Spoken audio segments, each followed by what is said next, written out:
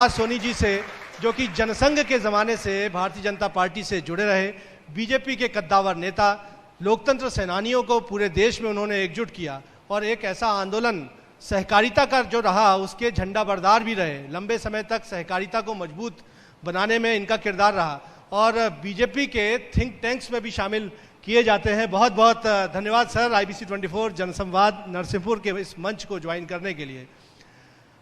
Sir, एक लंबा सफ़र, हम ये कहें कि करेली जैसी छोटी सी जगह से निकलकर उच्च सदन तक का सफ़र।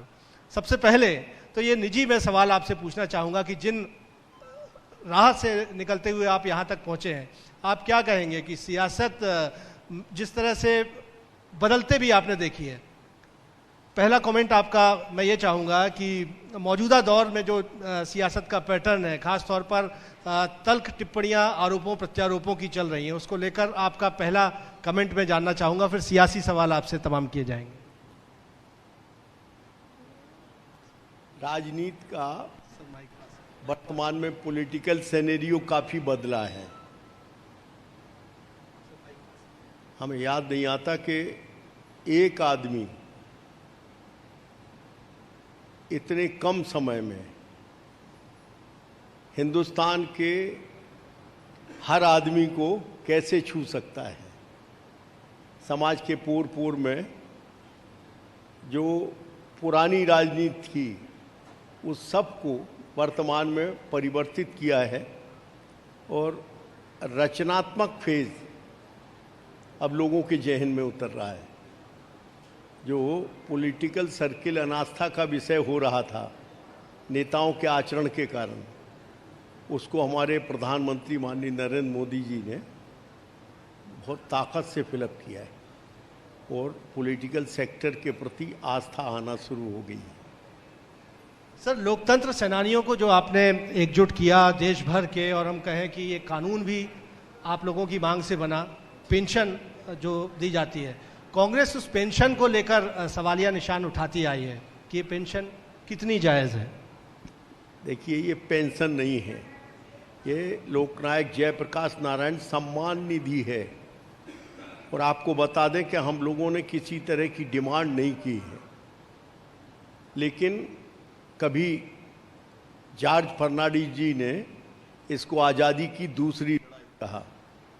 आप सबको मालूम है, जून 1975 25-26 जून की मध्य रात्रि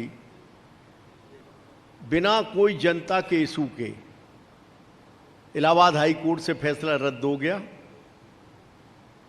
और हम बने रहें केवल इस अभीप्सा में। हिंदुस्तान में जिस तरह से तानाशाही का तांडव हुआ, संविधान समाप्त, कोई अपील नहीं, वकील नहीं, दलील नहीं, और सीधे पूरे हिंदुस्तान को कारागर बना दिया। न केवल भारतीय जनता पार्टी, उस समय का जनसंघ, समस्त सर्वोदयी नेता, समस्त विरोधी दलों के नेता, साथ में कांग्रेस के भी नेता, इन सबको जेलों में बंद कर दिया। साथ में 1000 के लगभग पत्रकार, 250 पत्रकारों को तो ममानियत थी कि जो आ नहीं सकते। वो दौर सर लोकतंत्र का देखा, लेकिन मेरा सवाल उस सम्मान निधि को लेकर था। बीते दिनों जब हम बात करते हैं 2018 की, उसके बाद कांग्रेस ने कहा था, इसकी ज़रूरत पर सवाल उठाए थे और कहा था कि समीक्षा की जाएगी कि ये ज़रूरी है कि नहीं। एक शॉर्ट में इसका जवाब चाहूँगा, फिर अगले सवाल पे।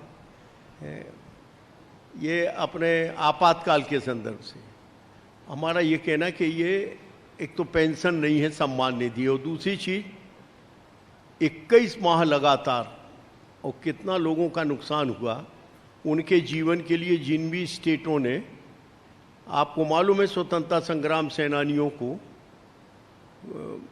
सम्मान निधि, पेंशन कहें, सेंट्रल का भी, प्रांत का भी, जमीनों का भी, उनके लिए सब इंतजाम किया और हमारी सरकारें आई तो उस सम्मान से कोई छेड़छाड़ नहीं की। ठीक है, तो लगातार उसको आप जायज़ बता रहे हैं। सर, नरसिंहपुर जनसंवाद में बड़ी तादाद में लोग, आम जनता भी आपको देख रही है। हम जो जिस परिदृश्य से हम बता रहे थे कि जिस परिदृश्य से आप आते हैं, नरसिंहपुर मुख्यतः किसान आधारित ये पूरा इलाका है, गन्ने की अच्छी खासी पैदावार है। आप राज्यसभा में प्रतिनिधित्व करते हैं, लंबे समय से मांग है कि आखिर इतना अच्छा रकबा होने के बावजूद, किसानों की मांग होने के बावजूद गन्ने के अनुसंधान को लेकर कोई केंद्र यहाँ पर स्थापित नहीं हो पाया। और आज भी यहाँ का जो किसान है, यहाँ की जो टेक्नोलॉजी है वो दूसरे राज्यों पर निर्भर है। इथेनॉल पॉलिसी पर लगातार इंतज़ार जो है वो खत्म होने का नाम नहीं ले रहा। देखिए, गन्ने के लिए अनुसंधान केंद्र खुल चुका है। हमारी नीड केवल गन्ने का बीज यहाँ उत्पादित करने की है। तो हमारे पास ये संजय निकुंज है बोहानी के पास, हमारे ज़िले में एक किसान ऐसे हो गए जिनने 250 एकड़ धान दी है ज़मीन। तो हमारी ये अपेक्षा है, प्रोसेस चल रही है, बहुत जल्दी हमारे यहाँ गन्ने का बीज उत्पादित होगा जो हम बाहर से लाते हैं, अच्छी वैरायटी का, महाराष्ट्र से और अन्य जगह से अच्छा बीज मिले, ये हमारी अपेक्षा है। मिले हमारे यहाँ पर्याप्त हो गई हैं और अभी दाम भी कमोबेश भारत सरकार निर्धारित करती है, मूल्य भी अभी युक्त हो गए हैं और समय समय पर उसको उनकी रिकवरी के आधार पर मूल्य आगे बढ़ाए भी जाते हैं। चुनावी साल है सर, किसान जो है फिर एक बार सियासत की धुरी है। कृषि न्याय योजना जो है वो कांग्रेस पार्टी लेकर आई है, जो पीसीसी चीफ कमलनाथ ने ऐलान किया है, और वो कह रहे हैं कि ये बड़ा परिवर्तन लेकर आएगी सियासत के पैटर्न में। कृषि न्याय योजना जिसमें किसानों के बिजली बिल भी माफ़ होने वाले हैं। देखिए, सरकार बनी तो देखिए, एक बार किसी का झूठ केस हो गया मध्य प्रदेश में, उनकी बात पे कौन भरोसा करेगा। हमने जो किया है, हमें याद नहीं आता, आज़ादी के बाद 200 वर्षों तक लगातार किसानों के लिए जो भी संघर्ष हुए, स्वामीनाथन आयोग की जो सिफारिशें थीं, उन सब को यदि किसी ने इस हिंदुस्तान में लागू किया है तो हमारे प्रधानमंत्री माननीय नरेंद्र मोदी जी ने। और मध्य प्रदेश हिंदुस्तान का वो सूबा है कि जहां बिना ब्याज के 3 लाख तक की राशि फ्लैट रेट, और किसानों के लिए इतनी भरपूर सुविधाएं, 50,000 से लेकर के 2 लाख तक का अनुदान एक एक किसान के लिए अभी सब योजनाओं में दिया जा रहा है। और इतना ही नहीं तो प्रधानमंत्री सम्मान निधि, वहाँ हमारे माननीय प्रधानमंत्री जी ने पूरे हिंदुस्तान में बिना भेदभाव के 6,000 रुपया प्रति वर्ष जी किसान, और अभी हमारे मध्य प्रदेश में इसको 6,000 शामिल करके जी 12,000 की राशि होती है। लेकिन कांग्रेस की ओर से लगातार ये बात की जाती है कि जो कर्ज माफी का ऐलान था, आखिर ये सवाल भी उठता है कि आपको ऐतराज क्यों है कर्ज माफी को पूरा करने को लेकर, और जो किसान डिफॉल्टर हुए हैं कमलनाथ सरकार में, यदि आप कहते हैं कि कर्ज माफी पूरी नहीं हुई तो उस कर्ज माफी को पूरी तरह से अंजाम क्यों नहीं दिया गया? ये पाप अभी हमने साफ किया है। इनने कहा कर्ज माफ का, बोले यदि 10 दिन में माफ नहीं हुआ मुख्यमंत्री बदल देंगे। ऐसे लोगों को राजनीति में स्थिर रहने का अधिकार नहीं। हमने इनके कारण, इनके झूठ वादे के कारण सारे किसान डिफॉल्टर हो गए। उनके ऊपर ब्याज हम बिना ब्याज के देते थे, ब्याज 12% लगा और सबके खाते बंद हो गए, इनका प्रचलन बंद हो गया। अभी हमने सबका ब्याज किसानों का भर दिया है, उनके खातों का संचालन शुरू हो गया है, उन्हें बिना ब्याज के फिर से राशि प्राप्त होने लगी है। अभी सर हम चूंकि जनसंवाद में के मौके पर हम यहाँ पर पहुँचे हुए हैं, बहुत से क्षेत्र में हमने फीडबैक लेने की, लोगों से, किसानों से जानने की कोशिश भी की। जो 10 से 12 घंटे बिजली की बात की जाती है, उतनी बिजली किसान कहते हैं कि गुणवत्तापूर्ण मिल नहीं रही है उनको। सिंचाई की भी अगर हम बात करते हैं तो आज तक जबलपुर लगा हुआ है, लेकिन बरगी बांध की जो एंड टेल्स हैं वो अब तक खेतों तक नहीं पहुंच पाई हैं। तो रिपोर्ट कार्ड तो सर आपका भी या भाजपा सरकार का भी जनता बना रही है। साहेब, इस मध्य प्रदेश ने दिग्विजय सिंह को भुगता है। न केवल किसानी बल्कि हमारा भी शहरी क्षेत्र का जीवन सुरक्षित नहीं था। बैसाख के दिनों में 2 घंटे बिजली आ जाए रात को, ये स्थिति थी। किसानी की तो बात छोड़ दो, 10 साल में दिग्विजय सिंह ने एक भी कोई बिजली का कारखाना प्रस्तावित नहीं किया, खोलने की बात छोड़ दो। और आज हिंदुस्तान में यदि किसानी हो रही है तो माननीय प्रधानमंत्री जी के कारण, माननीय मुख्यमंत्री जी के कारण, आखिरी पॉइंट तक इस नरसिंहपुर जिले में। नहीं तो पहले मोटर नहीं घूमती थी, 2-2, 3-3 महीने पशुओं को पानी नहीं मिलता था। आज सब लोगों को जितनी कृषि के लिए बिजली चाहिए वो मिल रही है, और उसका प्रमाण है ये मंडियों का उत्पादन रिकॉर्ड। इधर अगर हम इस पूरे क्षेत्र की बात करते हैं, महाकौशल खास तौर पर, यहाँ से कांग्रेस ने तो अपना चुनावी शंखनाद भी किया। प्रियंका गांधी जी ने नर्मदा पूजन करके शुरुआत की थी। मल्लिकार्जुन खड़गे भी पड़ोसी जिले सागर में पहुंचे और उन्होंने कहा है कि अगर सरकार बनती है कांग्रेस की तो जातिगत जनगणना कराई जाएगी, ये सार्वजनिक किया जाएगा कि किस तबके के लोग जो हैं वो कितने पिछड़े हुए हैं। जातिगत जनगणना करवाने की बात कांग्रेस कह रही है। कांग्रेस ने जीवन भर यही किया। काले अंग्रेज तो चले गए, सब अपने मूल अंग्रेज तो चले गए, लेकिन ये काले अंग्रेजों ने समाज को बांटने का काम, इनने फिरकों में समाज को देखा है, इनने आदमी को वोट के रूप में देखा है, इनने कभी जन सरोकारों पर इनकी कोई प्राथमिकता नहीं रही है। प्रारंभिक काल में लाल बहादुर शास्त्री इनकी ग्लोरियस फिगर थे जिनने जन आस्था प्राप्त की थी। उसके बाद लगातार इनकी प्रायोरिटी सब गलत थी और इसलिए भाजपा का उदय हुआ। इनकी जन सरोकारों से इनका कोई संबंध नहीं था। वो इस चीज का तर्क देने की कोशिश कर रहे हैं कि पता चलेगा कि कौन सा तबका कितना पिछड़ा है या उसकी आर्थिक स्थिति क्या है और इस हिसाब से योजनाओं को करेक्ट किया जा सकेगा। विरोध, वो कहते हैं कि बेवजह आप लोग जानबूझ के जातिगत जनगणना नहीं होने देना। उन्हें केवल विरोध के लिए विरोध करना है और उनका एक्सपोजर हो चुका है। उन्हें 50, 60, 70 साल का हिसाब देना है जनता को, और जनता उन्हें भुगत चुकी है। और जो चेक एक बार बाउंस हो जाए वो फिर चलता नहीं है। और अभी न केवल हिंदुस्तान बल्कि दुनिया में जिस ताकत से जन सरोकारों पे माननीय प्रधानमंत्री जी बात कर रहे हैं, अकेले बात नहीं कर रहे हैं, सारा हिंदुस्तान जान गया है कि इस आदमी का कोई पर्सनल एजेंडा नहीं है सिवा समाज और राष्ट्र के अलावा। और जिस ताकत से सारे सेक्टरों में आज हिंदुस्तान आगे बढ़ रहा है, अभी आप देख रहे हैं आज हम चंद्रमा पे उतरने वाले हैं। अपने 3rd स्पेस बार में आज हिंदुस्तान 4थे नंबर का मुल्क बन गया है।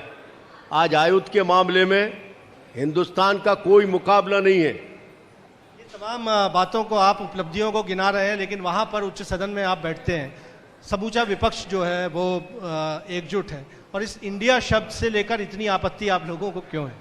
देखिए, ऐसा गैर जिम्मेदार विपक्ष हमें याद नहीं आता। हम राजनीति के एक युग हैं, 50 वर्षों से राजनीति में बहुत सरकारें आते और जाते हमने देखी हैं, लेकिन वर्तमान में जिस तरह का गैर जिम्मेदार विपक्ष है, इनका कोई नेशनल इश्यूज पे इनका कोई भी ऐसा मुद्दा नहीं है जो उठाए और जनता कहे कि हाँ इनने ठीक मुद्दा उठाया है। विरोध का रोल भी इनको नहीं आता है। पंडित अटल बिहारी वाजपेयी जी ने विरोध का रोल भी प्ले करके बताया है कि नेशनल इश्यूज पे हमारा दल कोई भी हो, लेकिन जहां राष्ट्रीय अस्मिता का सवाल हो वहां हमें कैसे खड़े होना। लेकिन आप सब ने देखा कि कोविड में ये दवाई को नकली कहने वाले लोग, ये हमारे फौजियों से अपने स्ट्राइक का सबूत पूछते हैं। ऐसे अपने नादान हमने विपक्ष के लोग पहले कभी देखे नहीं। वो ये बोल रहे हैं कि संविधान को बचाने की ये लड़ाई है जिसके लिए वो एक मंच पे विपक्ष जो है वो आ रहा है, और संविधान को आप खत्म करना चाहते हैं। देखिए, संविधान का मतलब है, लोकतंत्र का मूल प्राण है कानून। लोकतंत्र चलता है तो कानून से, उसकी आत्मा कानून है। और जन सरोकारों के लिए जनता के अनुकूल कानून क्या बनाए गए। कभी इस देश में, इस देश के बहुत बड़े चिंतक डॉक्टर राम मनोहर लोहिया ने कहा कि जब कभी संयोग से तुम्हारी गैर कांग्रेसी सरकार बन जाए तो क्या करना, मिठाई खाने में और माला पहनने में वक्त बर्बाद नहीं करना। कब तक नहीं करना? जब तक कि ऐसे कानून कायदे ना बन जाएं जिससे जनता कहे कि ये हमारी अपनी सरकार है। और आज हिंदुस्तान की जनता कह रही है कि उनके हक में जो कानून बनाए जा रहे हैं, जो संविधान का पथ्य पानी है, उसके अनुकूल। हम आपसे पूछना चाहते हैं, आप बताइए कि किस तरह से हमारी गिल्लियों की तरह सरकारें तोड़ी गई, दंगे कराए गए, सरकारें भंग की गई। आप बताइए कि हमने हिंदुस्तान की किस चुनी हुई सरकार को गिराया है? बल्कि सारे इनके लोग भी अब खिसक रहे हैं, सब समझ गए हैं कि अब कांग्रेस में कोई जन सरोकारों के प्रति और मुद्दों के प्रति कोई आस्था नहीं है। कांग्रेस जिस बात के लिए पैदा हुई थी वो मामला समाप्त हो गया कांग्रेस। लेकिन सर, लोकतंत्र के लिए विपक्ष की भी बेहद अहमियत है और ज़रूरी भी है, और ये बार बार बड़े नेता कह रहे हैं, अब तक खड़गे जी तक कह के गए कि लगातार जो संवैधानिक एजेंसीज हैं उनका दुरुपयोग आप लोग कर रहे हैं। ईडी सीबीआई का छापा पड़ जाता है अगर कोई विरोध करता है या खिलाफ में आवाज़ उठाता है। देखिए, आपने इनने जितने भी आरोप लगाए, चाहे हवाई जहाज खरीद के हों चाहे दीगर हों, सुप्रीम कोर्ट से क्या वर्डिक्ट आया? आप ये बताइए कि कोई को मुमानियत है सुप्रीम कोर्ट जाने की? इनके पक्ष में यदि निर्णय आता है तो फिर संविधान बिल्कुल ठीक है, आपकी मशीनें भी ठीक हैं, और यदि इनके पक्ष में निर्णय नहीं आता तो सब गड़बड़ है। फिर माने पर्ची से होना चाहिए चुनाव, 10 बहाने। आप बताइए, कोई भी मामला यदि बनाया है उसके लिए कोर्ट के रूट पड़े हैं, अदर रूट पड़े हैं, जाना पड़ेगा कानून से। आपको बताएं, कानूनों के संबंध से अभी आपने देखा लास्ट अभी इस सत्र में कि माननीय अमित शाह जी ने अभी हमारी भारतीय न्याय संहिता प्रस्तावित की है। अरे 250-300 साल पुराने कानून, अंग्रेजों के जमाने के कानून। कैसे कानून कि यदि डाकिया ने टिकट दूसरी जगह डाक डाल दी तो उसको 3 महीने की सजा, और यदि हमारी बकरी जो है सेंचुरी में घुस गई तो उस किसान के लिए 6 माह की सजा। ये अंग्रेजों के जमाने के 1500 कानून हमने निरस्त किए, और 2500 ऐसी जो जनता के खिलाफ जाते थे सारे मामले, वे हमने सारी चीजें या अवरोध दूर किए। और अभी नई न्याय संहिता, भारतीय न्याय संहिता, और आगामी दिनों में आप देखेंगे कि जो हमारी बरसों की वकीलों की, आई एम आल्सो एडवोकेट, वकीलों की और कोर्टों की और पुलिस की जितनी भी कठिनाइयां थी सब एक साथ हल करने का काम ये न्याय संहिता करेगी। नया आईपीसी, सीआरपीसी, एविडेंस एक्ट, सारी चीजें नए आकर के नए आयाम में। देखो, लोकशाही में कानून, ये राजशाही नहीं है। यदि लोकशाही चलेगी तो कानून से, संविधान चलेगा तो कानून से। और जिस तरह के भी तत्काल जब जनता को जो तकलीफ उसके अनुरूप कानून बनाना, ये सरकार का दायित्व है, और इसको बखूबी यदि कोई निभा रहा है तो हमारी आप कह रहे हैं कि तमाम जो जिम्मेदारियां हैं वो केंद्र सरकार लगातार निभा रही है, लेकिन मौका जो है वो सियासत का भी है। जाहिर सी बात है कि 23 के बाद 24 भी है, और रिपोर्ट कार्ड तो सेंट्रल का भी, सरकार का भी बन रहा है, जिसका असर जो है वो विधानसभा चुनाव में भी होता है। बीते वादों की सर जब बात करते हैं तो बार बार वो जिक्र याद आता है कि महंगाई की मार जो है वो बहुत हो चुकी है, लिहाजा सरकार बदलनी चाहिए। तो जब हम आंकड़ों को देखते हैं, भले वो पेट्रोल की बात हो, डीजल की बात हो, गैस सिलेंडर की बात हो, या बाकी जिन्स की बात हो, दालों के दामों की बात हो, इनका दाम जो है बहुत कुछ 166% के आसपास तो पेट्रोल डीजल में ही इजाफा है। तो ये जनता भी जानना चाहती है कि आखिर उन वादों के मुकाबले आप लोग क्या कर पाए। एवरेज दुनिया की महंगाई पे जरा निगाह डालें तो हमें संतोष हो जाएगा कि आज पेट्रोल डीजल में आग लगी। पाकिस्तान के दाम जरा आज की रात देख लेना और चिंता करना। पाकिस्तान के दाम क्यों याद दिलाए जाते हैं? आज सबसे बड़ा पूंजीवादी राष्ट्र अमेरिका में, आज दुनिया में, रूस से यदि हमारे दौत्य संबंध नहीं होते तो आज पेट्रोल डीजल हमारे यहाँ 300 रुपये लीटर बिक रहा होता। ये कूटनीतिक सफलता है हमारी कि हमने डीजल पेट्रोल खरीद करके और जगह हम भेज भी रहे हैं, उससे कुछ हमें लाभ भी हो रहा है। ये केवल एक्यूरेट पॉलिटिकल डिसीजन, इसके कारण आज हमारे पेट्रोल डीजल के दाम पूरी दुनिया में सबसे ठीक एक्यूरेट हैं, और अभी कुछ और घटने वाले हैं क्योंकि अभी सस्ते हो रहे हैं कच्चे तेल के दाम, इसलिए। और बाकी का रहा महंगाई का, तो महंगाई में थोड़ा सा अनाज का दाम यदि बढ़ा तो हमें महंगाई लगती है। बरसों से लोगों की मेहनत का ठीक दाम मिले। आपने देखा आज़ादी के बाद इतनी एमएसपी, अभी अपन दलहन में आत्मनिर्भर हो गए, केवल तिलहन और बचा है। तिलहन पे भी आपने देखा 805 रुपए प्रति कुंटल केवल हमने तिली पर एमएसपी बढ़ाया है। सारी एमएसपी हम बढ़ाएंगे तो बाजार में दाम बढ़ेगा कि नहीं? दाम बाजार में किसान फायदा को जो है संबंधित किसान तक मिल पाए, ये भी मुख्य तौर पर कंसर्न होना चाहिए। रोजगार सृजन को लेकर भी बात करें, ना सिर्फ हम नरसिंहपुर की बात करें, मध्य प्रदेश की बात करें, देश में बेरोजगारी एक बड़ा कंसर्न है। और ये कहा जा रहा है कि जो 2 करोड़ नौकरियां देने का वादा था वो कितना निभा पाए आप लोग सर? है किसका वादा? सालाना 2 करोड़ नौकरियां देने का 9 साल में 18 ये करोड़। केवल मिथक है और झूठी बात कही गई। ऐसा कभी नहीं कहा, बल्कि ये कहा कि इतनी ब्लैक मनी 25-30 सालों में इनने ब्लैक दुनिया में जमा की, यदि इसको अपन यहाँ ले आते तो हमारे कितने बजट बन सकते थे। कभी ये नहीं कहा कि इतने करोड़ रुपए मिलेंगे। लेकिन इस सब के बावजूद ये हम पूछते हैं कि 80 करोड़ लोगों को लगातार कोविड के बाद से 5 किलो गेहूं निःशुल्क आज तक इतनी बड़ी तादाद में कभी किसी हुकूमत ने कोई व्यवस्था की हो तो बताइए।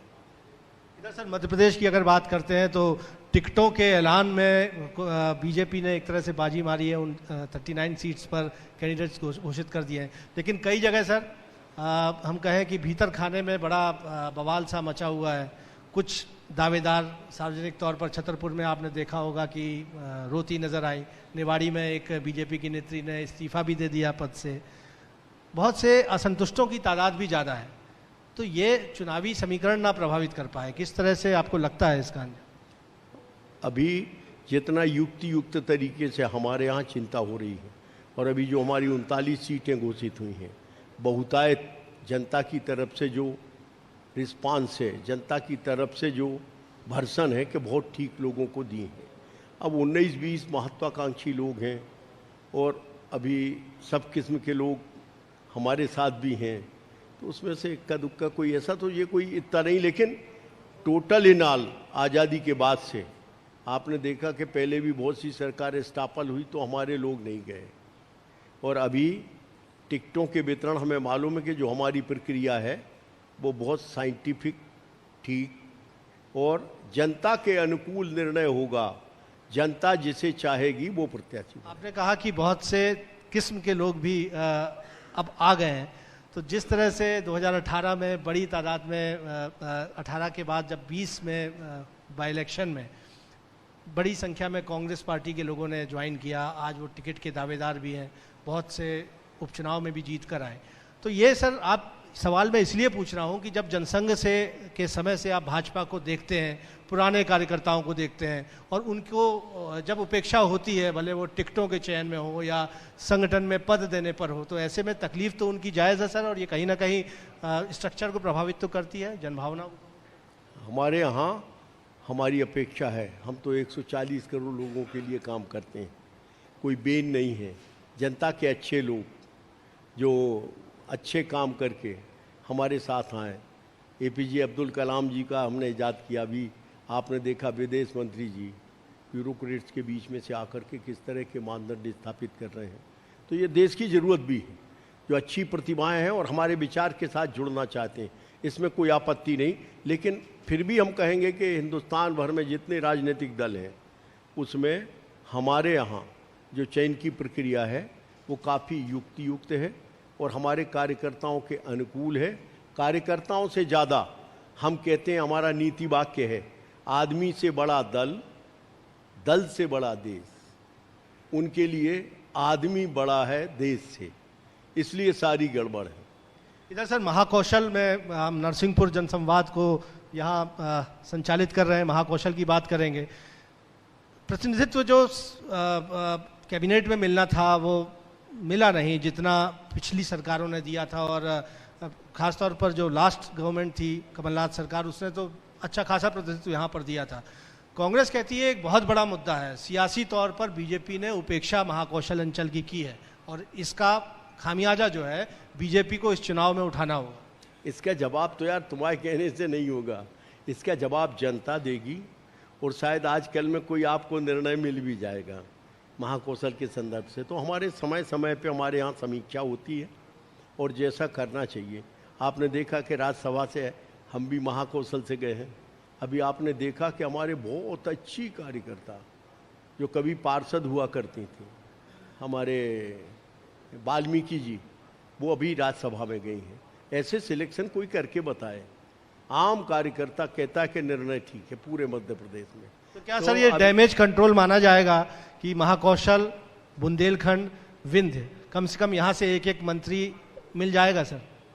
निश्चित रूप से हमारे यहाँ इसकी समीक्षा होती रहती है और अभी स्फुट जो सूचनाएं मिल रही हैं कि हो सकता है रात तक आपको ठीक खबर मिल जाए।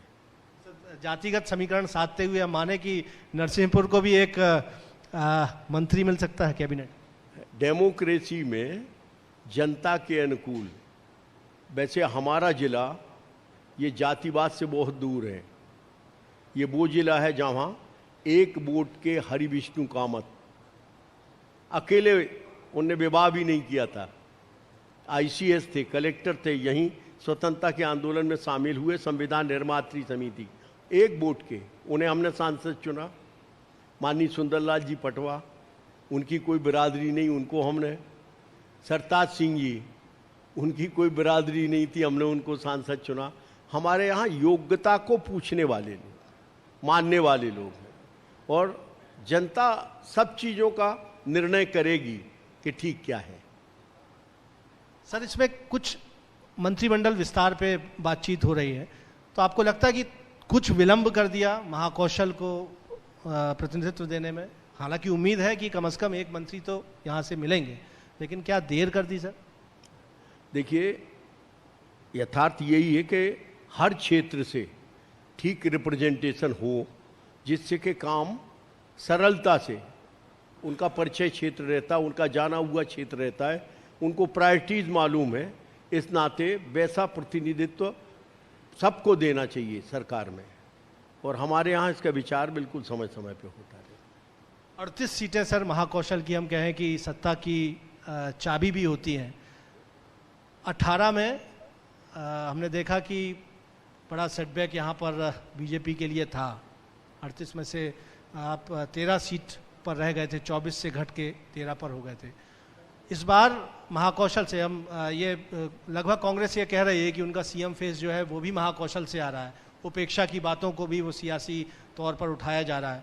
ये 24 जो आपकी आकांक्षी सीटें हैं, अगर एक सीट और निर्दलीय की भी मिला ली जाए, गुड्डा जायसवाल वाली, तो ये 25 आकांक्षी सीटों के लिए क्या आप लोगों का मास्टर प्लान? ये वो मैंने कहा कि ये नीतिगत विषय है और हमारे यहाँ इन सब का निरंतर विचार होते रहता है। सवाल अब आदमी का कम बचा है। जो हमने कहा कि हम में और उनमें बेसिक अंतर है, वो पर्सनालिटी बेस्ड पॉलिटिकल कंसेप्शन वाले लोग हैं, हम प्रिंसिपल बेस्ड पॉलिटिकल कंसेप्शन वाले लोग हैं। नीतिगत सबसे ज़्यादा सवाल है कि वो दल की नीति क्या है, नियत क्या है, नेता क्या है, परिणाम क्या है। वो 50-60 साल से उनके परिणाम देख रहे हैं, कितना ही अच्छा चेहरा ले आए, लेकिन कांग्रेस अब लोगों के दिल से उतर चुकी है। वो दावा कर रहे हैं सर कि 150 प्लस लेकर आएंगे। Yes. और सर्वे की भी बात की जा रही है कि एक सर्वे भी हुआ है, लेकिन इस तरफ लगातार मोदी जी, प्रधानमंत्री जी के दौरे हुए, अमित शाह जी बार बार मध्य प्रदेश के दौरे पर आ रहे हैं, तो क्या सर्वे में सच्चाई आप लोग को भी लग रही है? धर्म यही बनता है प्रत्येक नेता का कि अपने जो प्रांत हैं और हम जो कर रहे हैं उनके बीच में सारे संदेश भी, और जनता को आदान प्रदान, जनता ही सब कुछ है डेमोक्रेसी में। जनता के पास बार बार जाने का काम, और न केवल आज कर रहे हैं, हमेशा। यदि कोई 12 माह काम करने वाली कोई पार्टी है तो ये भारतीय जनता पार्टी है। और इतना मजबूत नेता न केवल हिंदुस्तान बल्कि सारी दुनिया में आज आप सब देख रहे हैं, और पूरा हिंदुस्तान गर्व कर रहा है इस पे कि हमारे नेता को इतना स्थान दुनिया में कभी नहीं मिला। मोदी जी के भी यहाँ पर दौरे हो रहे हैं, अमित शाह जी भी आ रहे हैं, रविदास मंदिर का अभी उन्होंने शिलान्यास किया है, हनुमान लोक भी बनाए जाने की मध्य प्रदेश में तैयारी है, वो भी उसी छिंदवाड़ा में जहाँ से कमलनाथ भी आते हैं। तो सर ये धर्म पथ पर जिस तरह से राजनीति चल रही है, इस पैटर्न को किस तरह से आप मानते हैं कि जैसे जैसे चुनाव नज़दीक आ रहा है वैसे वैसे हिंदुत्व की सियासत जो बढ़ रही है? देखिए, जो मैंने कहा कि हमारे नेता के प्रति जनता में ये मैसेज है कि इनका कोई पर्सनल एजेंडा नहीं है, और इस आचरण का नेता हिंदुस्तान के किसी दल के पास नहीं जो हमारे पास है, माननीय प्रधानमंत्री जी।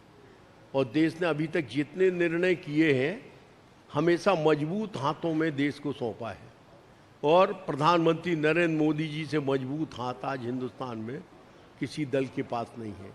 जनता से लगातार सरोकार, जनता से लगातार संपर्क, एक एक छोटी छोटी बातों को भी हमारे प्रधानमंत्री जी शेयर करते हैं। हमारे मुख्यमंत्री जी ने तो इतना रिकॉर्ड ब्रेक काम किया है, वो तो बीच में 18 में झूठ का बाउंस लग गया, एक बार उनका चेक लग गया एक बार झूठ का, और उसका एक्सपोजर भी हो गया जी, एक्सपोजर भी हो गया। वो बाउंस आप कह रहे हैं, कांग्रेस कह रहे हैं कि बाउंस बैक इस बार जबरदस्त करने वाली है। 150 सीटों का आकलन कह रहे हैं कि 150 पार जाएगा। आपका आकलन क्या कहता है? आप देखिए, आपके असेसमेंट से ऊपर जाएगी भाजपा, 150 से ऊपर हम सीटें जीतेंगे, इसमें कोई शंका नहीं है। और इसके लिए हमारे सारे नेता दिल्ली से लेकर के यहाँ तक अथक परिश्रम कर रहे हैं। न केवल परिश्रम कर रहे हैं बल्कि उनकी नीतियों ने हमारी जनता को, जनता के हर कोर को, हर दर्द को छूने का प्रयास किया है, और जिसका विश्वास जनता को है। अभी आप देखिए पूरे हिंदुस्तान में जिस तेजी से आज़ादी के बाद राजनीति, मैंने कहा पॉलिटिकल सेनेरियो बदला है। अब टोटकों की राजनीति नहीं बची कि अपने बच्चे को अपने हेलीकॉप्टर पे घुमा दिया तो वोट मिल गया, एक आध दिन आपने किसी वर्ग विशेष के यहाँ भोजन कर लिया तो वोट मिल गया। अब राजनीति विकास आधारित, पॉलिटिकल सेनेरियो इतनी ताकत से एक आदमी बदल सकता है, यह हम देख रहे घटित होते हुए। जी जी, बहुत बहुत शुक्रिया सर। तो कैलाश सोनी जी भारतीय जनता पार्टी के दिग्गज नेता और राज्यसभा सांसद, उन्होंने खुलकर अपनी बात, हमारे हर सवाल का सीधा जवाब IBC 24 जनसंवाद नरसिंहपुर के इस मंच से दिया है। वो कह रहे हैं कि भले कांग्रेस पार्टी ये दावा करे कि 150 प्लस सीटें लेकर आ रही है, लेकिन ऐसी तमाम नीतियों पर लगातार स्ट्रेटजीज के साथ भारतीय जनता पार्टी भी काम कर रही है कि अगली बार फिर मध्य प्रदेश में सरकार बनाए। तो सत्ता के शतरंज में चालें तो बहुत होंगी, लेकिन ये कहा जा रहा है कि अगर वहाँ से चाल है तो मात देने की तैयारी भी भारतीय जनता पार्टी की है। और कैलाश सोनी जी ने खुलकर इस मुद्दे पर उन तमाम बातों पर चर्चा की है। बहुत बहुत धन्यवाद सर। मैं चाहूँगा कि तालियों के साथ इस शानदार सेशन के लिए धन्यवाद करें कैलाश सोनी जी को, राज्यसभा सांसद। धन्यवाद विजेंद्र आपका भी, आपने इतने शानदार सेशन के लिए। धन्यवाद सर आपका भी कि मेरे सहयोगी ने जिस तरह से सवाल पूछे और सर ने बेबाकी से जवाब दिए हैं। तो सर 1 मिनट रुकेगा, आपका मोमेंटो देकर हम आभार जताना चाहेंगे, स्वागत करना चाहेंगे हमारे इस कार्यक्रम में शामिल होने के लिए। तो एक बार जोरदार तालियां सर के लिए।